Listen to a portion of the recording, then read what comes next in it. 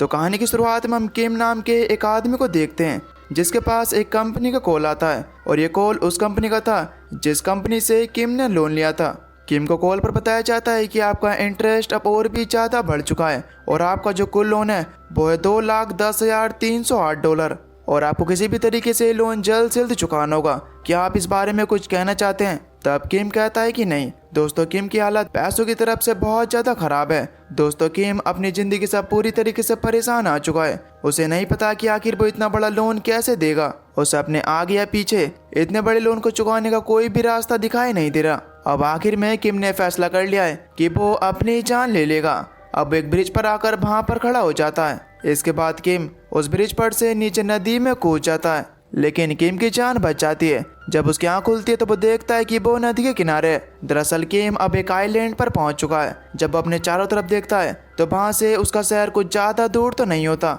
वो अपने आप को कोसता है और कहता है कि मैंने मरना तो चाहा लेकिन मैं मर भी नहीं पाया। खैर, अब इसके बाद वो अपने फ़ोन को ऑन करने की कोशिश करता है, लेकिन उसका फ़ोन पानी में भीगा हुआ था, इसकी वजह से वो ऑन नहीं हो पाता। अब इसके बाद किम आइलैंड के चारों तरफ घूमना शुरू कर देता है क्योंकि वो किसी भी तरीके से यहाँ से निकलना चाहता है, लेकिन यहाँ से निकलने का कोई भी रास्ता नहीं होता। हालांकि ऊपर से एक ब्रिज जा रहा होता है जहाँ से वो कूदा था, लेकिन वहां तक पहुंचने के लिए उसका जो खंभा होता है वो बहुत ही ज्यादा सपाट था, जिसकी वजह से कोई भी उसके ऊपर नहीं चढ़ सकता।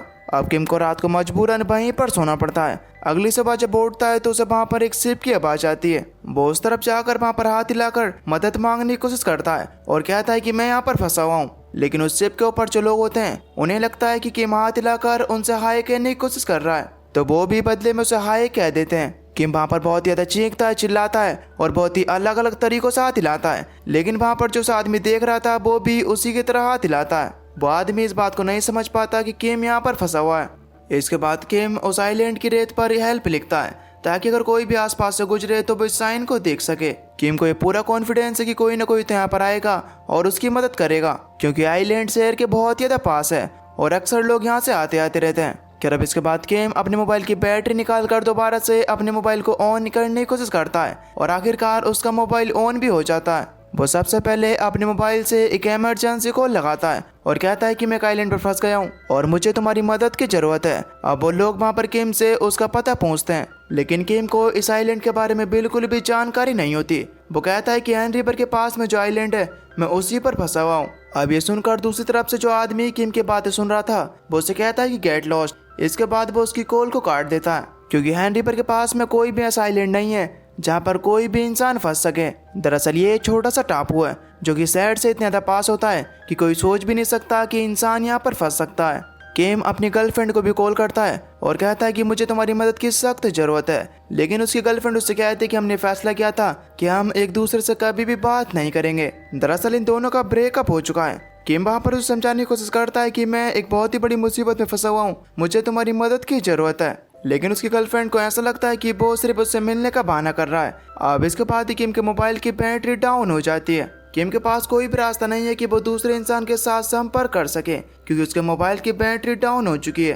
अब इसके बाद किम ये फैसला करता है कि वो नदी को पार कर कर यहाँ से बाहर निकलेगा। अब जब वो नदी में उतरता है तो वो धीरे धीरे कर डूबने लगता है क्योंकि उसे तैरना नहीं आता, लेकिन इससे पहले कि उसकी जान जा पाती वो दोबारा से वापस किनारे पर आ जाता है। अब किम पूरी तरीके से फर्स्ट एड हो चुका है। वो अपने आप की जान लेना चाहता है। वो एक पेड़ में अपनी टाई निकाल कर लटकाता है। अब इसके बाद वो अपनी जान देने वाला था कि तभी शहर में सायरन बज जाता है और ये सायरन होता है सिविल डिफेंस ड्रिल का, जो कि साल में 2 बार 20-20 मिनट के लिए होता है। ये एक तरीके की प्रैक्टिस होती है जिसमें साल में 2 बार 20-20 मिनट के लिए पूरे देश को पॉज कर दिया था ताकि अगर देश में कोई भी इमरजेंसी हो या फिर देश में कोई भी आपदा आए तो उस चीज के लिए लोग पहले से तैयार हैं और इसीलिए जो आदमी जहाँ पर होता है वो वहीं पर रुक जाता है, जो गाड़ी जहाँ पर होती है वो वहीं पर रुक जाती है और अब उस सायरन के आवाज सुनकर वहाँ पर किम भी रुक जाता है।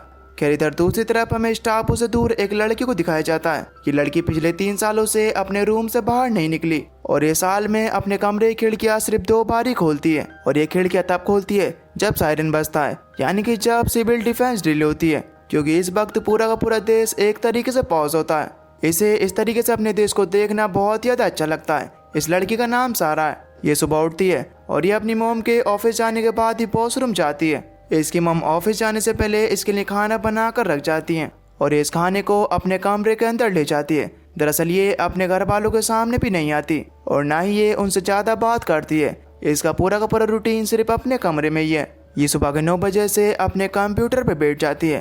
दरअसल इसकी एक वेबसाइट है जिस पर ये ब्लॉग्स लिखती है। इसका यह मानना है कि हम कंप्यूटर के अंदर अपनी एक पूरी की पूरी अलग दुनिया बना सकते हैं और जो भी हम लोगों को विश्वास दिलाना चाहें हम वो विश्वास लोगों को दिला सकते हैं। इसलिए अपनी बहुत सारी फोटोज को एडिट करके अपनी वेबसाइट पर अपलोड करती रहती है। ये एक तरीके से सारा का जॉब है जो कि इसने अपने लिए चुन लिया है। सारा को चांद देखना बहुत ज़्यादा पसंद है, इसलिए जब सारी दुनिया सो जाती है तो ये रात को अपने टेलीस्कोप से चांद को देखती है। वो कहती है कि मुझे चांद को देखकर बिल्कुल भी अकेला महसूस नहीं होता क्योंकि चांद भी तो अकेला ही है।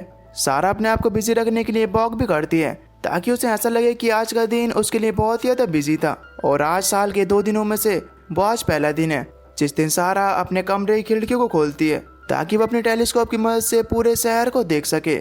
साथ ही में वो अपने कैमरा से फोटोज भी खींचती है। और अब जब वो बाहर देख रही होती है तो तभी उसकी नज़र उसी आइलैंड पर जाती है जिसकी रेत पर हेल्प लिखा हुआ था और ये हेल्प लिखा होता है किम ने। उसे ऐसा लगता है कि शायद ये किसी एलियन का काम है। इसके बाद वो पूरे के पूरा आइलैंड को छानना शुरू कर देती है और तभी वो जंगल के बीचों बीच किम को देखती है जो कि अपनी जान लेने वाला था। इस डील की वजह से वो भी पॉज हो गया होता है और इस पॉज की वजह से उसके दिमाग में जो अपनी जान लेने की स्टेटमेंट होती है वो भी अब खत्म हो चुकी है। वो अपने दिमाग में सोचता है कि ये काम अगर मुझे करना ही है तो मैं काम तो कभी भी कर सकता हूँ, इसलिए मैं अभी के लिए काम नहीं करता। इधर दूसरी तरफ हमें सारा को दिखाया जाता है जिसे रात को बिल्कुल भी नींद नहीं आती। वो ये बात सोचकर बुरी तरीके से परेशान थी कि आखिर वो आदमी मर गया होगा या फिर जिंदा होगा। और वो अपनी दूरबीन से एक बार फिर से उस आइलैंड की तरफ देखती है। वो देखती है कि किम अभी भी जिंदा है। वो शहर की तरफ देखकर चीख रहा होता है, चिल्ला रहा होता है क्योंकि इस शहर ने उसे दुख के अलावा कुछ भी नहीं दिया। अब अगले दिन किम को यहाँ पर भूख लग जाती है और अब जब वो जंगल के बीच इधर उधर खाने के लिए कुछ चीज ढूंढ रहा होता है तो उसे वहाँ पर जंगल में कुछ फूल दिखाई देते हैं। ये वही फूल थे जिन्हें किम बचपन में खाया करता था। वो कहता है कि कितने साल हो गए लेकिन मैंने इन फूलों को नहीं खाया है। अब इसके बाद जब वो उन फूलों को खाता है तो उसे रोना आने लगता है क्योंकि उसे अपना बचपन याद आ गया था। उसे अपने बचपन के वो दिन याद आ गए थे जब उसे किसी भी बात की टेंशन नहीं थी और वो हमेशा से खुश रहता था। लेकिन सिर्फ फूल खाकर उसका पेट नहीं भरता, उसे यहाँ पर कुछ जंगली मशरूम भी दिखती हैं। हालांकि उसे इस बात के बारे में बिल्कुल भी खबर नहीं है कि मशरूम जहरीली है या फिर नहीं, लेकिन उसे अपनी भूख के सामने ये चीज दिखाई नहीं देती और वो उन्हें खा लेता है। उसके पास यहाँ पर पीने के लिए नदी का पानी है लेकिन अब ये सोचता है कि उसे प्रोटीन की जरूरत है, इसलिए वो नदी में मछलियाँ पकड़ने के लिए जाता है। और कई घंटों तक लगातार मेहनत करने के बाद भी वो मछली का एक बच्चा भी पकड़ नहीं पाता। उस आइलैंड पर कुछ बत्तख भी दिखाई देते हैं, वो उन्हें भी पकड़ने की कोशिश करता है लेकिन यहाँ पर भी उसे सिर्फ असफलता ही हासिल होती है। अब कुछ देर बाद जंगल में भटकते हुए किम को एक पेड़ के ऊपर बर्ड्स के घोंसले दिखाई देते हैं जिनके अंदर उनके अंडे हैं। लेकिन किम को पेड़ पर चढ़ना नहीं आता लेकिन फिर भी वो कोशिश करता है। अब जब जैसे तैसे कर थोड़ा ऊपर चढ़ाई था कि तभी एक पक्षी उसके ऊपर बीट कर देता है। अब उसे अपना सर धोना होगा। किम को किनारे पर एक ब्लीचिंग सोडा लिक्विड की बोतल दिखाई देती है और वो उसे अपना सर धोना शुरू कर देता है।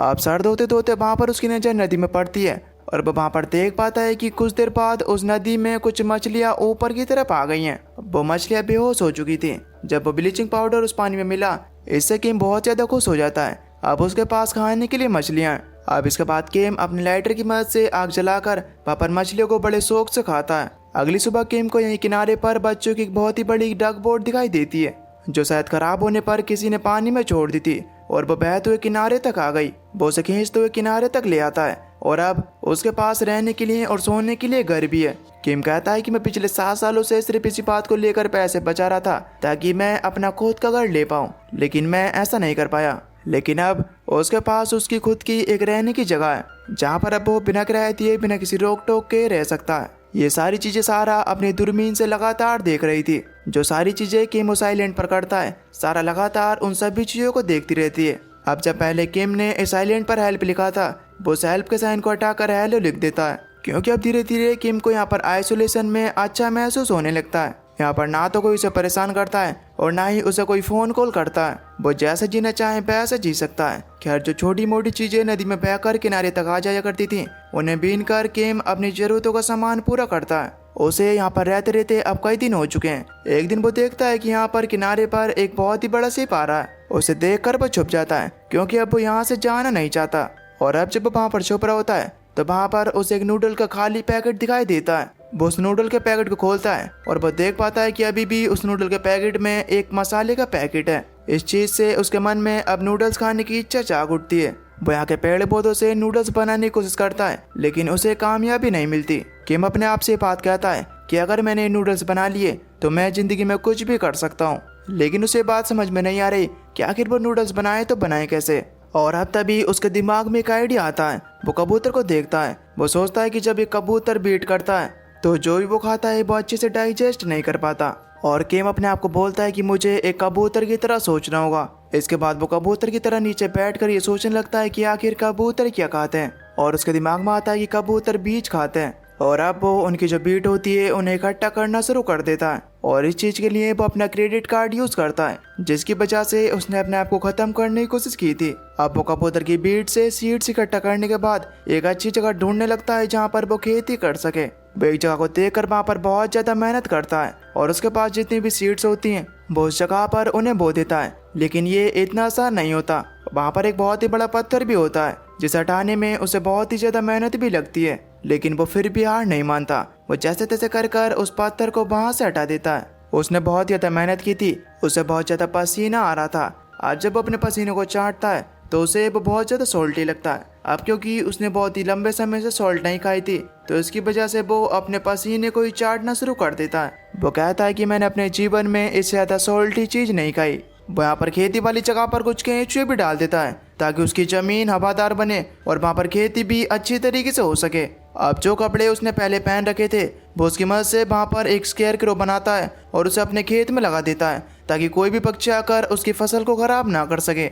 ये काम करते हुए किम बहुत ज़्यादा खुश है, मानो कि उसकी ज़िंदगी में एक मकसद मिल गया हो। हालांकि ये मकसद दूसरों के लिए कुछ भी वैल्यू नहीं रखता लेकिन ये चीज़ अब किम के लिए एक अलग ही दुनिया सी बन चुकी है। दरअसल किम अपनी फसल उगाकर नूडल्स बनाना चाहता है और उसके पास जो नूडल्स का मसाला है उसे वो नूडल्स में डालकर उन्हें खाना चाहता है। अब सुबह से लेकर शाम तक किम सिर्फ इसी बारे में सोचता है कि आखिर उसकी फसल अच्छी तरीके से कैसे उगेगी और किस तरह से वो नूडल्स बनाएगा। दूर से सारी चीज़ें सारा भी देख रही है और वो उसकी पिक्चर्स क्लिक करके अपनी सोशल मीडिया पर अपलोड कर देती है। सारा किम को देखते हुए अपने आप से कहती है कि मुझे समझ में नहीं आ रहा कि आखिर मैं इसकी मदद कैसे करूं। क्या मुझे नासा की मदद लेनी चाहिए या फिर मुझे खुद नीचे ज़मीन पर जाना चाहिए। वो ऐसा इसलिए कह रही है क्योंकि उसने पिछले 3 सालों से अपने रूम से बाहर कदम नहीं रखा। अब वो ये फैसला करती है कि उसे ही कुछ करना होगा। अब जब रात के समय में सभी लोग सो जाते हैं तो वो घर से हेलमेट पहनकर निकलती है और अब वो उसी ब्रिज पर चली आती है जिसके नीचे वो आइलैंड है।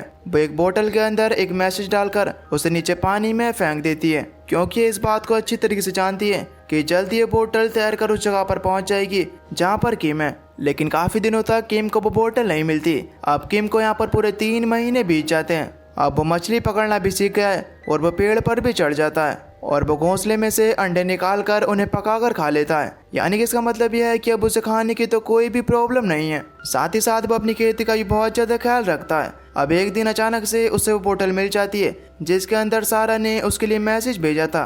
अब जब उस बोतल के अंदर से कागज निकालता है तो पूरा का पूरा कागज पूरी तरीके से खाली था। सिर्फ एक कोने पर हेलो लिखा था जैसा ही खुद किम ने रेत पर लिखा था।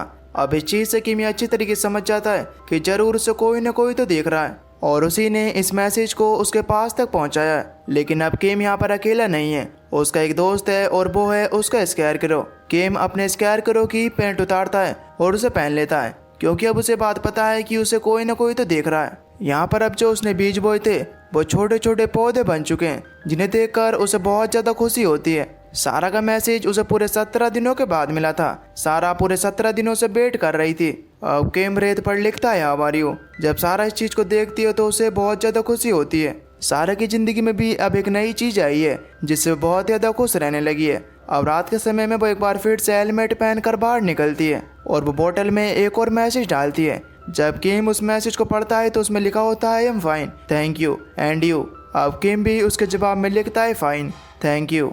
अब सारा किसी भी तरीके से उस तक नूडल्स पहुंचाना चाहती है क्योंकि सारा को ये बात अच्छी तरीके से पता है कि किम को नूडल्स खाने की कितनी ज़्यादा चाह है। बस इसीलिए वो एक डिलीवरी बॉय को बुलाती है और उसे ज़्यादा पैसे देकर उसे उस आइलैंड के बारे में बताती है। अब जैसा कि सारा ने कहा था वो डिलीवरी बॉय बहुत सारी नूडल्स लेकर उसके पास पहुंच जाता है लेकिन किम उसके नूडल्स को एक्सेप्ट नहीं करता। अब जब वो डिलीवरी बॉय वापस आता है तो सारा उससे पूछती है कि क्या हुआ। तब वो डिलीवरी बॉय बताता है कि उस आदमी ने मुझसे कहा था कि मैं तुम्हारे ये नूडल्स नहीं खा सकता, मेरे कुछ स्पेशल नूडल्स तैयार हो रहे हैं और मुझे पूरा यकीन है कि दुनिया के कोई से भी नूडल्स मेरे इन स्पेशल नूडल्स से ज़्यादा स्वादिष्ट नहीं हो सकते। अब यहाँ पर किम की जो फसल है वो धीरे धीरे कर उग चुकी होती है। अब जब एक पौधे को वहाँ पर किम देखता है तो वो कॉर्न का बीज होता है। अब जब वो पहला कॉर्न उगते हुए देखता है तो उसकी आंखों में आंसू आ जाते हैं। उसे अपने जीवन में इतनी ज़्यादा खुशी कभी भी नहीं हुई। उसे लगता है कि उसने ज़िंदगी में बहुत बड़ा काम कर लिया है, उसने अपनी ज़िंदगी में बहुत ही बड़ी चीज़ हासिल की है। हो सकता है कि दूसरों के लिए बात बहुत छोटी हो, लेकिन किम के लिए ये एक बहुत ही बड़ी बात है। अब किम के जीवन से सारा के जीवन में भी बहुत ही बड़ा बदलाव आता है और वो पहली बार अपने कमरे से बाहर आती है। वो वहाँ पर अपनी मोम से कहती है कि क्या आप मेरे लिए कुछ गमले और कॉर्न के बीज ले आएंगे, दरअसल मैं कॉर्न उगाना चाहती हूँ। ये कहने के बाद वो अंदर चली जाती है। अब इस बात से सारा की मोम को बहुत ज़्यादा खुशी होती है क्योंकि अब सारा का जीवन बदल रहा है, वो धीरे धीरे कर नॉर्मल हो रही है। इधर दूसरी तरफ किम के कॉर्न अब पूरी तरीके से पक चुके हैं और वो पहली बार अपनी फसल से कॉर्न तोड़ता है और वो उन कॉर्न से जैसे तैसे कर नूडल्स बनाता है। और जो मसाले का पैकेट उसने कई महीनों से अपने पास बचा कर रखा था वो मसाला उनके अंदर डालता है। और अब जब वो नूडल्स बन जाते हैं और अब जब उन्हें खाता है तो उसकी आंखों में आंसू होते हैं क्योंकि नूडल्स मैच उसके लिए कुछ नूडल्स नहीं है, बल्कि ये उसकी ज़िंदगी एक नई उम्मीद है जिसने उसे जिंदा रखा, जिसने उसे ये सिखाया कि हमें ज़िंदगी में कभी भी हार नहीं माननी चाहिए, बल्कि हमें हमेशा पॉजिटिव रहकर काम करते रहना चाहिए। अब किम को नूडल्स खाते हुए और रोते हुए दूसरी तरफ से सारा भी देख रही थी। इसके बाद वो उसके लिए एक मैसेज भी भेजती है जिसमें वो लिखती है कॉन्ग्रेचुलेसन। अब ये मैसेज पढ़ने के बाद किम भी उससे एक सवाल पूछता है। वो रेत पर लिखता है who are you and why, यानी कि तुम कौन हो और तुम मुझे मैसेजेस क्यों भेजती हो। सारा इस चीज को देख लेती है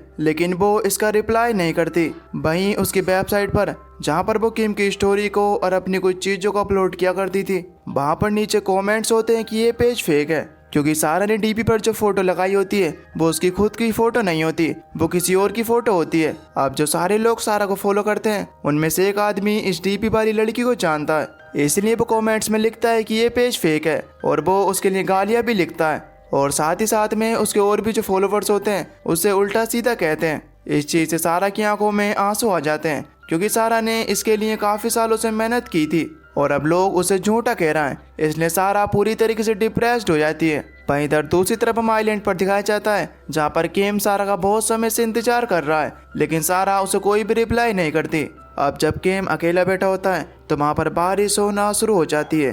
धीरे धीरे कर ये बारिश एक तूफान का मोड़ ले लेती है। इस चीज़ से किम की जितनी फसल होती है वो पूरी तरीके से तबाह हो गई और उसकी जो डक बोट होती है जिसके अंदर वो रहता है, जो उसका घर है, वो भी अब पानी में बहना शुरू हो जाती है। लेकिन किम उसे जैसे तैसे कर पकड़ता है क्योंकि वो किसी भी कीमत पर अपने घर को नहीं छोड़ना चाहता। लेकिन पानी का बहाव भी इतना ज़्यादा तेज होता है कि वो भी उससे छूट जाती है, यानी कि अब उसका सब कुछ तबाह हो चुका है। खैर अब इसके बाद अगली सुबह जब सारा उसकी तरफ देखती है तो वहाँ पर वो बिल्कुल उदास बैठा होता है। अब तभी अपने पीछे से किम को किसी चीज का रिंग होने की आवाज आती है। जब वो अपने पीछे मुड़कर देखता है तो वहाँ पर गवर्नमेंट के 2 एम्प्लॉय थे जो कि इस जगह को ठीक करने के लिए और साफ करने के लिए आए। उन्हें देखकर किम भागना शुरू कर देता है क्योंकि वो यहाँ से नहीं जाना चाहता। वो लोग भी उसका पीछा करते हैं लेकिन किम अब जब थोड़ी दूर और भागता है तो वहाँ पर उसे और ज्यादा बढ़कर दिखाई देते हैं। वो सभी लोग वहाँ पर किम को पकड़ लेते हैं। वो उससे कहते हैं कि यहाँ पर आना मना है, तुम यहाँ पर कैसे आए। किम उनसे बहुत ज़्यादा रिक्वेस्ट करता है और कहता है कि प्लीज़ मुझे यहाँ पर रहने दो, लेकिन वो ऑफिसर्स उसे उसके कपड़े पहनाकर उसे नाव में सवार कर देते हैं और अब किम से उसकी छोटी सी दुनिया जो कि उसने यहाँ पर बनाई थी वो भी छीन ली गई है। दूसरी तरफ से सारा भी ये सारी चीजें देख रही होती है लेकिन वो कई सालों से दिन के टाइम अपने घर से बाहर नहीं निकली थी, इसलिए वो जल्दी से घर से बाहर निकल कर भागती है और वो पागलों की तरह उस तरफ दौड़ना शुरू कर देती है जहाँ पर उसे किम मिल सकता है। इधर किम को सड़क पर छोड़ दिया होता है और वो बस के आने का इंतजार कर रहा था।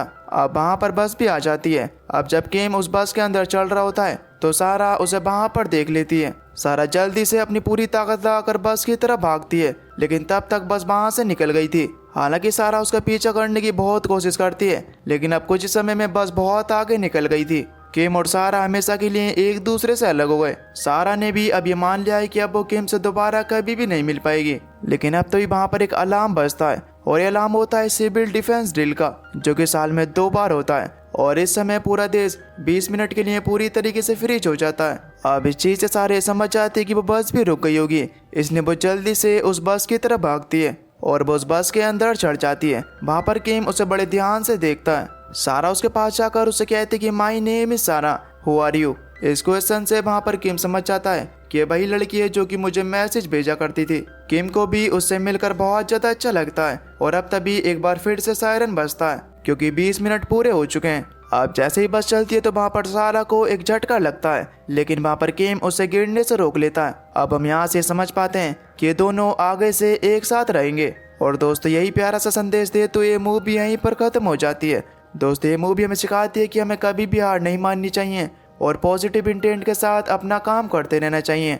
आपको ये मूवी कैसी लगी हमें नीचे कमेंट करके जरूर बताना। और अगर आप चैनल पर नए हो तो प्लीज चैनल को सब्सक्राइब कर बेल नोटिफिकेशन को ऑल पर सेलेक्ट कर लेना ताकि अगली वीडियो की नोटिफिकेशन आपके पास सबसे पहले आ सके। तो तब तक के लिए till then take care, love you, bye bye.